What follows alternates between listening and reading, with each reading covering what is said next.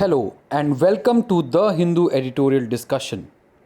Today's discussion is on the Hindu newspaper that is of November 9th, and my name is Ryan Pinto, who is going to present to you this discussion. What are the topics for discussion that we have today? So we have India US relationship, which is going to be part of international relation.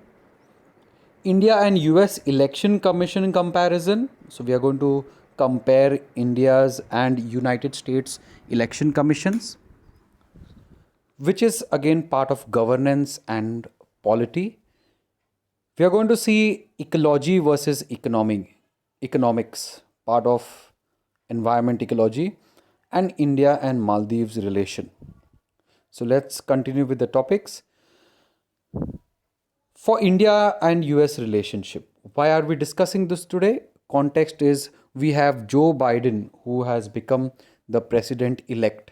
In the month of January, he is going to be sworn in as the next president of United States. How is it going to affect India and United States relationship? India and Biden. United States policy may see more consistency without dependence on personalized summits. So, what are the changes that is going to happen? So, you must remember we are going to see more of consistency. We'll be seeing more consistency. As we had seen Trump, he was much more unpredictable and he used to take a decision on a knee jerk basis. But we will see more consistency. New Delhi is preparing now to work with the new US administration. The win is a mixed bag for the government. There are some positives and the negatives, which we are going to discuss. Mr. Narendra Modi invested considerably in the Trump administration. That is, so we are going to see the negative points. What were the negative points first? Mr. Narendra Modi has invested considerably in the Trump administration, which included the Houston and Ahmedabad rallies with Mr. Trump. So recently we had seen just before the lockdown, we had the Ahmedabad rallies that indicated a virtual endorsement for his re-election. So we were completely behind Trump. The External Affairs Minister snubbed to the Democrat led House Foreign Affairs Committee and the invitation to see senior Trump officials for 2+2 talks just before the US election also played into the impression of New Delhi accepting a Trump victory. So, three things you must remember, that is the rallies which happened in Houston and Ahmedabad. Second is the snub given to the Democrat led House Foreign Affairs Committee. And the third is 2+2 talks. So, all these shows we were completely behind Trump, but Biden won the elections. Mr. Biden, a long time supporter of US India relationship. So, on the other side, the positive thing is Mr. Biden is a long time supporter of US India relationship. He was the vice president when Obama was the president. So, he's always a votary of the US India relationship. We have to remember this to heal rifts in its policy and restore the soul of America. So, when Joe Biden has come, he has taken the pledge to heal rifts in its policy and restore the soul of America. So, America was fighting on many fronts. America had made many enemies. So, Joe Biden's aim is to heal rifts in its policy and restore the soul of America as a leader. However, it is clear that he will make moves to reverse some of the Trump era policies. We can't expect a lot of change, but some changes can be expected. So, this is from the new administration, we must understand. What is the impact on India? For India, these could include the US's in return to the Paris Climate Summit.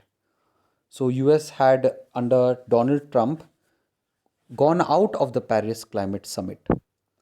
So, what can India expect? United States will come back. So, that's a good sign, which would help with its energy transformation. So, when it comes back, it will also help the others. It itself, the United States itself, also will take many major changes so that it helps in the renewable energy, and help to curb down the global climate change. And a return to nuclear negotiation, which will facilitate its regional connectivity ambitions. So it will sign the Paris Climate uh, Accord again, return to Iran nuclear negotiations. So these are the positives we can see. Iran was completely sidelined and a lot of confrontation happening. So it will return to Iran nuclear negotiations. He is unlikely to reverse the Afghan pullout. Yes, one place where the Donald Trump decision will be continued which is the Afghan pullout. The troops will be taken out from Afghanistan and might make it more measured exit. On China, less confrontational attitude. So you must remember with various countries what it is going to be in case of Paris Climate Summit, in case of China. So just remember these points, very important. Iran, with China, what is the situation going to be? On human rights is going to be a very tricky situation for India. Issues on human rights, Jammu and Kashmir, and Citizenship Amendment Act. So this is what the pundits say that, or the experts say that in this case there will be some um, negative with India. But on the whole, India is going to have good relationship with United States. This is what the experts say. Mr. Biden's presidency promises a change in leadership with broad powers to advisors and process driven decisions. It will be more consistent, it will be more predictable. Advisors will take the decision, not like the earlier dispensation under Trump. His belief in building up United States traditional transatlantic and trans-Pacific alliances. So these two again are very important. Transatlantic and trans-Pacific alliance is also going to be very, very important. So not much of confrontation, more of leadership. So the conclusion is no sudden move such as Mr. Trump's withdrawal of India's preferences, which was given, general system of preferences was given for India so that we could increase our exports, but this was removed by Donald Trump. So this was sudden move, which was expected, but this is now not expected from Joe Biden. And policy consistency is likely to be preferred. Above all, as New Delhi prepares to adjust its responses to the new dispensation, it would welcome Mr. Biden's stated intention to re energize the multilateral global order and to restore the United States' position in leading not by example of its power but by the power of example. So it's a very important statement. So it will not try to lead by showing its power, but it will lead by example. So some important points we saw, how what are the positives and what are the negatives of Joe Biden coming. What is it for India except in the human rights and Jammu Kashmir and CAA? Rest all the other things will be fine. It will be more consistent and predictable. So the next article that we are going to see is Election Commission of India and United States. So we are going to see the comparison. Recently, we had the elections happening in United States as well as in states like Bihar and Madhya Pradesh and bypolls happening. We have seen a lot of consistency, a lot of trust, a lot of power in the Indian Election Commission, and not the same in the American Federal Election Commission, where the candidates have moved not to the election commission but to the courts in America to solve the issue. So we are going to see that something on the election commissions in both the countries, turning the spotlight on America's election custodian. In its functioning, so you must remember, in its functioning, the United States federal election has much more narrower mandate. So remember, narrower mandate than Indian equivalent. Premature announcements claiming victory as well as increasing legal meandering. So a lot of problems in the American election commission, which is called as a federal election commission. It has a narrower mandate. Premature announcements were made, lot of legal here and there. There has not been even a single order or intervention passed by the American counterpart of the Election Commission of India, the Federal Election Commission of the United States of America. So you are not, if you have noticed, if sir, there are a lot of issues which is there happening in the elections in India, you will notice a lot of intervention by the Election Commission. They might stop the, if there is a rigging and all going on, they might stop. If there is breach of model code of conduct, then warnings are given, though not very powerful, but it has its own say during election, which is not seen in the American counterpart, the election commission of the Federal Election Commission. So just remember this. In India, our constitutional fathers had debated in the Constituent Assembly itself of the necessity of imbuing in election commission of India with enormous power, of course, to be exercised during the course of election and strictly on other election related matter. So why is our election commission considered to be so good? It is because of the founding fathers, which has given a lot of powers. Though we are saying, though we criticize that the election commission in India does not have a lot of power, but we compare it with the current elections in America, we see it is doing the job well. In case of elections and election related matter, Article 324, we have to remember, Article 324 talks about election commission, gives a lot of power. By virtue of being custodian of electoral roll, all matters related to keeping the roll updated fall under the ECI's domain. So we are going to see later in the functions, what are the functions of the election commission: to make the rolls, to conduct free, fair, just elections, to look as a quasi-judicial body in case of disputes. So a lot of things are there. Thus the question arises, why is the Federal Commission, Election Commission of the United States almost invisible? So you must understand how important or beautiful our constitution is. The Federal Election Commission has a much narrower mandate than its Indian equivalent, as we had seen earlier. The Federal Election Commission was established comparatively recently. It opened its door in 1975 with special mandate to regulate campaign finance issues. So it was established recently and mostly focusing on financial issues. The Federal Commission is led by 6 commissioners. So in India, we have three commissioners, that is one chief election commission and the two election commissioners. But in United States, we have 6 commissioners. 6 posts of the commissioners are supposed to be equally shared by Democrats and Republicans. So 3 by Democrats and 3 by Republicans. That is how United States work. So mostly the decisions are on the partisan lines, on the party line. So those people who are nominated by Republicans, they will support the Republicans, while there's the others, the they'll be supporting the Democrats. The president has not mentioned even once about appealing to the Federal Election Commission, but only to the US Supreme Court, as I had told earlier. In sharp contrast, our constitution's fathers decided to limit the role of judiciary to the post-election period. So our constitution is beautiful.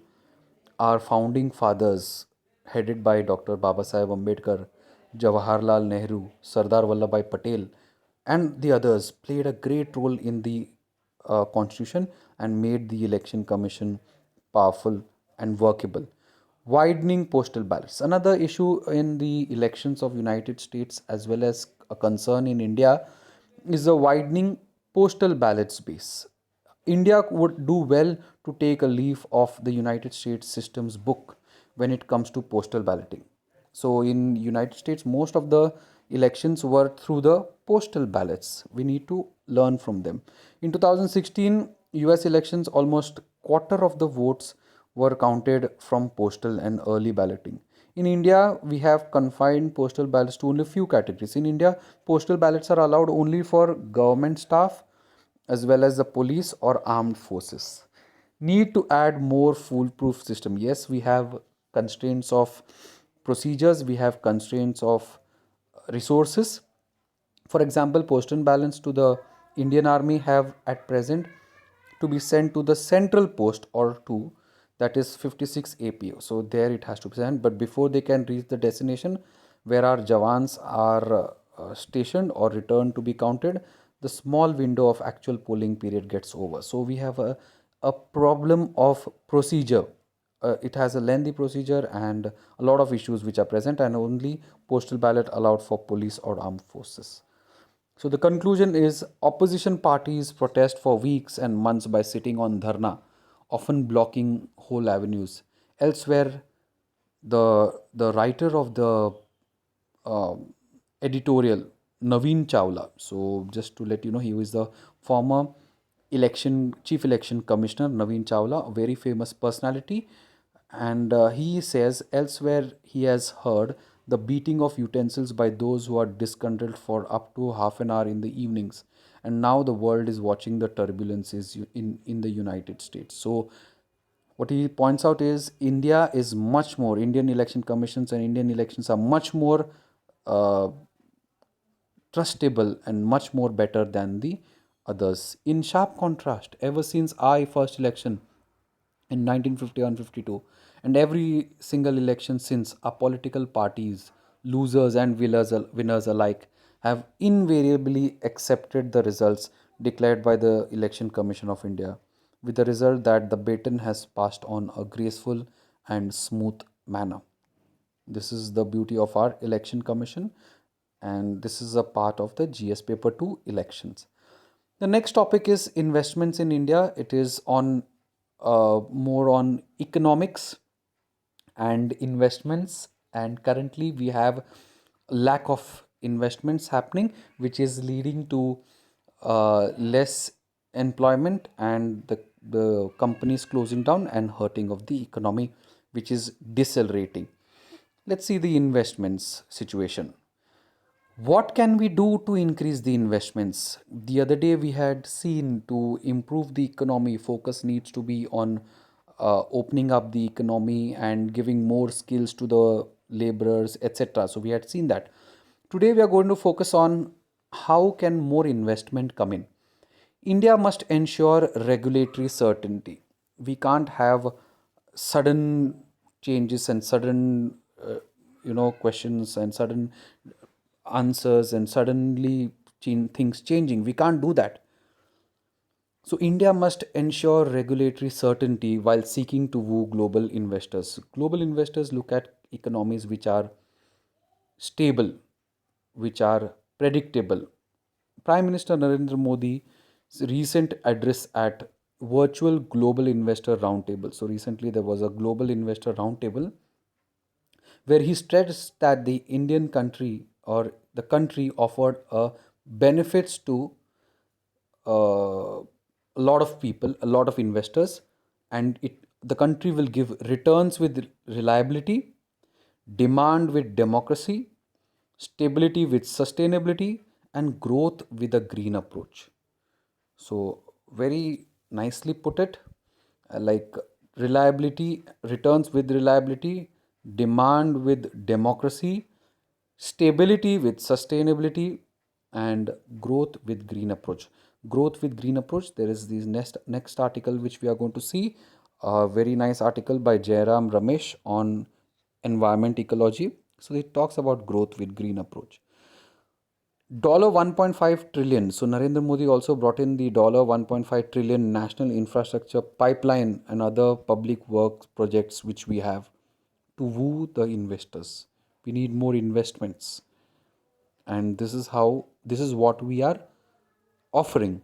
As the RBI noted in its latest monetary policy report last month, investment already in contraction mode in July September quarter 2019 suffered a massive pandemic shock. So already the investments were low after the pandemic. It has always more. It has gone down and declined. So we need more of investments coming up.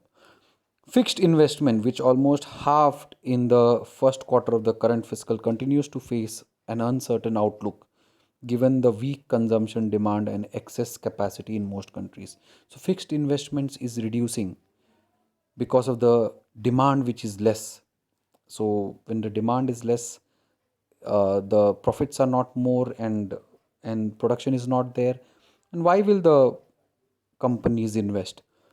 Due to one, cram businesses' ability to borrow has reduced. Secondly, government's ability to apportion more funds for growth. So the private sector also and the public sector both are doing bad.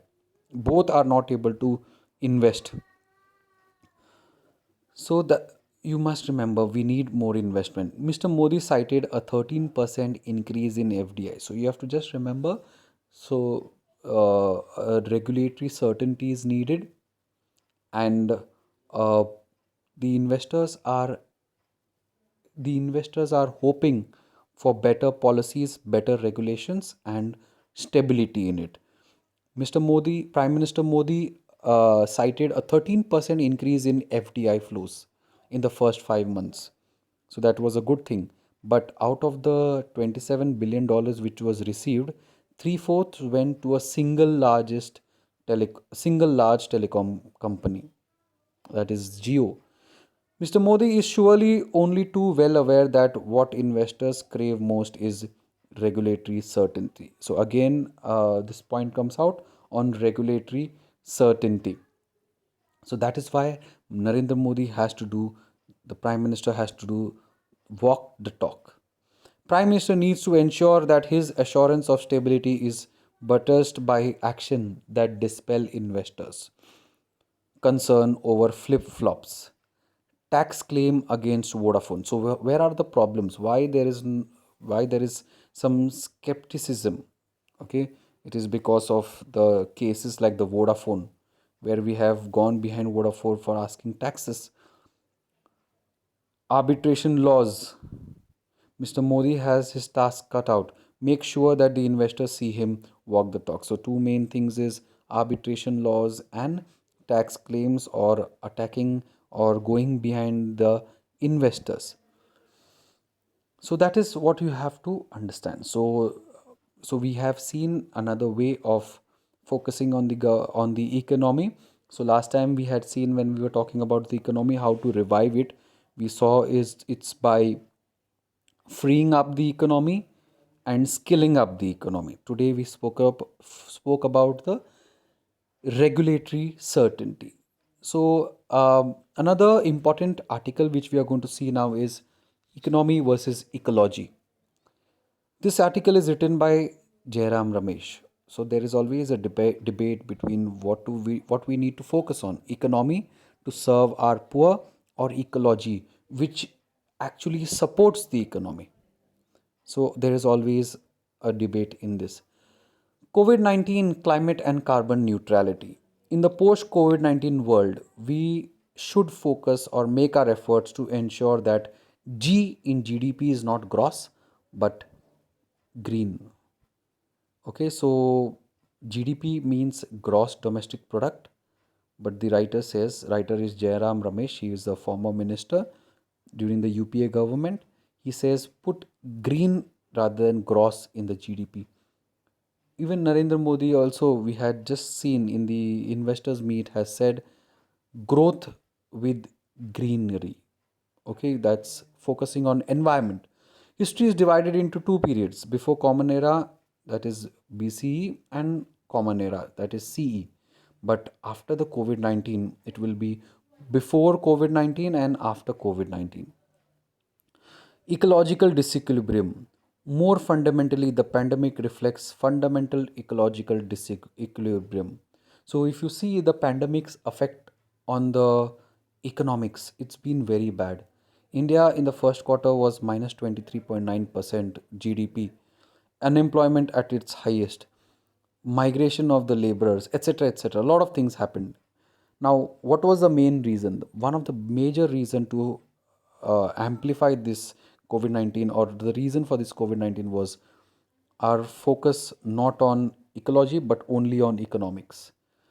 Evidence has accumulated loss of biodiversity and ever increasing human incursions into natural world have contributed heavily to the outbreak and spread of epidemic diseases. So, because of human incursions in the natural world, all this is happening. We don't not only have COVID 19, there are other diseases also, one viruses like the Ebola viruses. Then we have the Japanese encephalitis happening. and many other you have many other things happening. So this is because our focus is more on economics. 3 E is very important: evolution, ecology, and environment. Far greater attention to the biosciences and agriculture, health, and environment are going to profoundly impacted by the current pandemic. So agriculture, health, and environment is going to get affected by the pandemic. Public health science and environmental science are two sides of the same coin. So when we talk about the public health science, it means we are talking about public health, but also environmental science is very important. We always follow the grow now, pay later model, which is unsustainable. Grow now, pay later is not sustainable. You must remember, if we are focusing on economics today, we will have to pay today itself. It's not going to affect our future generation. That is why sustainable growth is a concept which has now come up. Sustainable growth means what? Growth keeping in mind the future problems. We live in a world where climate change is a reality. A recent report of the Ministry of Earth Sciences, very important report, remember, assessment of climate change over Indian region. So just remember this assessment of climate change on the Indian region. It's a very important report, is an excellent up-to-date analysis that deserves wider debate and discussion. Need for making our future science and technology strategy in different areas anchored in an understanding of the impacts of climate change caused by continued emission of greenhouse gases. So there is a need for making our science and technology more sensitive, more adaptable, and more sensible, keeping in mind the climate change.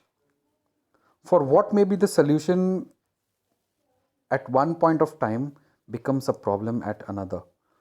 Since we are not thinking about all this, we are just thinking about the short term, we are not thinking about the future, it affects us.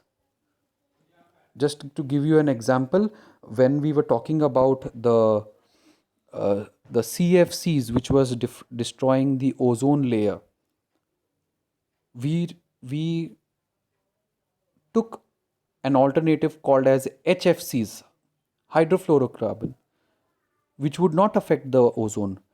But did we take into consideration about its impact on climate change? It was not affecting ozone layer, but it was affecting the global warming. And its global warming potential was found to be more than carbon dioxide. But since we did not take all this into consideration, we were only taking into matter about the money and how expensive it will be, how expensive the air conditions will get. We didn't take into consideration. Now it is affecting us. So this is what happens when you do not take into consideration the climate change, and then we feel if you we need to focus on growing now and then we can pay later. That's not how it's going to be anymore. Commitment across the world. Now the people are realizing, countries are realizing. In September 2008, American state of California, which is the world's fifth largest economy in itself, was the first to commit itself to carbon neutrality. We are going to see what is carbon neutrality. European Union followed with California's example. In 2015 mind, it will bring carbon neutrality. That is what European Union said. China said we are going to bring carbon neutrality by 2060. Japan and South Korea announced by 2050 we are going to bring carbon neutrality like European Union. India too has to begin thinking very seriously. Though we have less per capita emissions, but we contribute to the emissions in the world. At the Paris Climate Change Conference, December 2015, we committed 40% of our electricity generating capacity from non-fossil fuels by the year 2030. So just remember this number, 40% will be non fossil fuel electricity by 2030. That's India's commitment. Now, what do you mean by carbon neutrality? So, when we talk about carbon neutrality, it means emissions are equal to the absorptions of the carbon sinks. So, how much the nature can take and how much we produce, that's almost equal. At Paris in December 2015, India made a commitment on carbon sequestration through forest. It will involve massive scientific intervention, technological innovation, especially when it comes to removing greenhouse gases from the atmosphere. So we will need to have a lot of inventions and a lot of technological innovation. Nuclear energy is another way we can do, but there are a lot of safety issues, disaster issues in nuclear energy.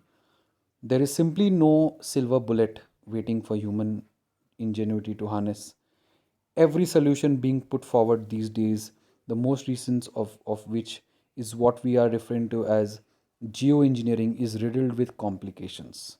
So there will be complications when we talk about new ways of stopping the climate change or global warming. Renewables are an integral part of the solution we seek, but they have to be seen as more than just devices. They open up avenues for re-architecturing systems as a whole. So renewable energy is way to go. So we saw how economics should be seen, keeping ecology in mind, and the various countries what they're doing and what India is planning to do. Post COVID 19, a radical departure from the past to make economic growth sustainable. GDP growth must, without doubt, revive and get back to 7 to 8%. However, we should make efforts to ensure that G in GDP is not gross but green. India can and should show to the world how measurement of economic growth can take place while taking into account both ecological pluses and minuses. So, this is the conclusion. And the last topic is India Maldives relationship. Now we have Ibrahim Soli, who's the president of Maldives, and we have India, the prime minister. So what is the context? The visit of Foreign Secretary Harshvardhan Shringla to the Maldives is significant. Despite the India out protest, New Delhi can take respite in the Soli government's India First policy. So there are protests going on in Maldives, which is by the opposition leaders, where they are saying India out. It is for their political reasons.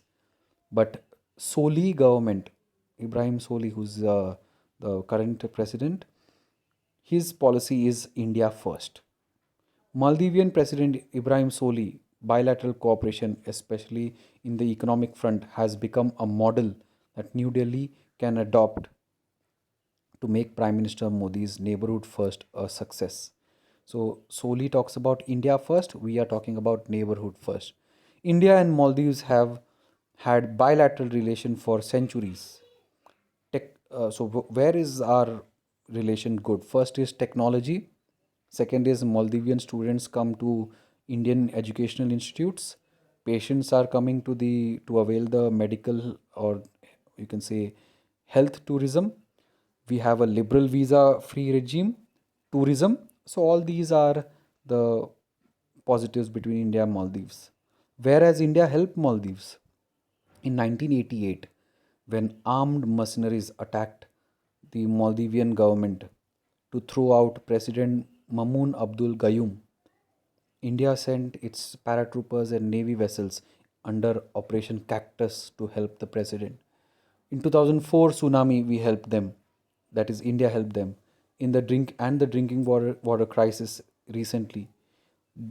Decade later were another occasions where India rushed assistance. In the time of COVID-19, India rushed 250 million aid in quick time, also sending medical supplies, cargo ferry, opened an air travel bubble.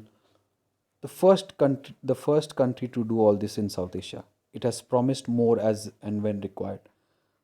but the opposition over there is using the India card so that they can come to power. Abdullah Yamin was in power when the water crisis had happened. Now Yamin has launched an India out campaign. So that is like a backstab to India against New Delhi's massive developmental funding for creating physical, social, and community infrastructure. An incumbent President Soli's government retaining two India gifted helicopters. So Soli is for India president, and he has retained two India gifted helicopters, and they are operational military personnel. So, some concerns. Maldivian protesters recently converted their demand for early release of Mr. Yamin. So, what was the problem?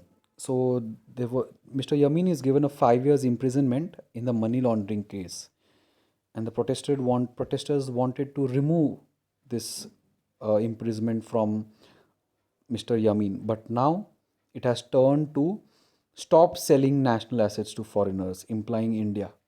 So same like we had Nepal, where the Nepalese Prime Minister was using the India card for his political benefit. Same is done by Mr. Yamin. Mohammad Nasheed, who was the nation's first president elected under multi-party democracy, now the parliament speaker, continues to head the party and had also named Mr. Soli as the president. So Nasheed is heading the party. He is a speaker, and he had appointed Mr. Soli as the president. Mr. Nasheed's on again, off again call for a changeover to a parliamentary form of government can polarize the already over politicized nation even more. So Mr. Nasheed is not that stable. Despite this, India can take respite in the strategic comfort of the India first policy of the Soli government. So Soli government is having the India first policy. We can take the comfort, but we can't take it for granted. So these are the editorials which we have seen, and I hope you are able to understand. Thank you for listening, and remember, the art and science of asking questions is the source of all knowledge.